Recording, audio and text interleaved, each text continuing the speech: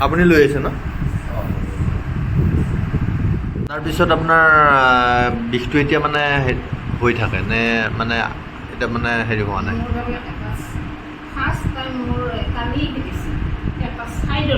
এটা চাইড আগত কিবা বিষ আছিলে নেকি?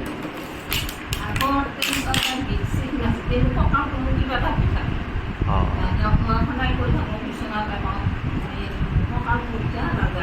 হয় হয়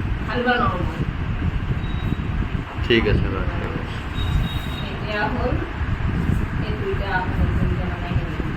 ঠিক আছে বাৰু।